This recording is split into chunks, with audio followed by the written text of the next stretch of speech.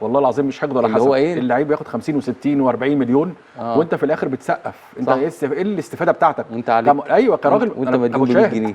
ايوه لا كمشاهد. ايوه انت عمال تسقف ولا وانا هضربه ولا مش هكلمه وازاي الاهلي بالظبط كده. فانت ليه بتعمل كده؟ فانا بنرجع تاني للمربع رقم 0 ونقول يا جماعه الاهلي يكسب نقول له برافو، الزمالك يكسب نقول له برافو، بيراميدز يكسب نقول له هايل، لكن ما نرجعش نموت نفسنا علشان فريق في الاخر انت مش مستفيد. انت شفت بعد مباراة الاهلي الاخيره قبل المباراه دي باسبوعين 3 كان السوشيال ميديا شغاله نار. الاهلي في المركز انت شايفينه الجدول، اصل الشاشه بتاعت الموبايل مش جايبه الاهلي فين، اصل يا عم ده انت السنه الجايه هتلعب على الهبوط، اصل مش عارف ايه.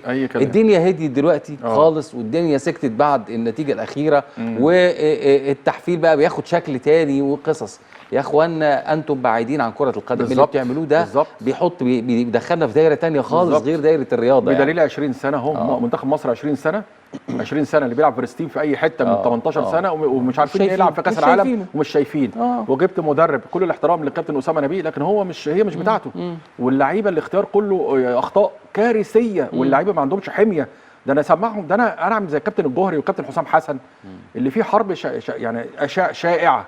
حسام حسن وحلمي طولان وبيضربوا في بعض وكاس العرب الكلام ده مش حقيقي، الكلام ده مش حقيقي. الناس ده حسام حسن اخر كلام عن حلمي طولان قال ده مدربي، ده استاذ، ده راجل كبير وانا بحترمه. ايه السوشيال ميديا عامله كده ليه؟ هو اللي جاي. وعلى فكره الكابتن حسام حسن اول المستفيدين من تجربه كابتن حلمي طولان طبعا، لانه هو جهز له مجموعه لعيبه، جهز له قايمه 25 لعيب جاهزين معاه ستاند باي ولعبوا هينفعوه هو في افريقيا. وهو قال كده يا حسام حسن قال كده. وعايز اقول لك على حاجه كمان برضه ان المغرب قررت تلعب بالفريق الاول في كاس العرب. اوبا قالت الفريق الاول الجوائز قالوا احنا ما عندناش مشكله تعرف في كاس العرب جوائزها اعلى من اوروبا. برافو عليك. من افريقيا. هو قال لك لا ده اعلى من اوروبا كمان، ده زودوا تقريبا ب 50 مليون يورو حاجه زي كده. يعني ايه الرقم؟ يعني فهو قال لا احنا هنلعب في وبعدين معتمده فيفا وداخله في التصنيف وبعدين في ديسمبر. فهو اللي عنده ماتشين اي كلام، فقال لك انا هلعب في كاس العرب. لو خدنا الفلوس دي يبقى خير.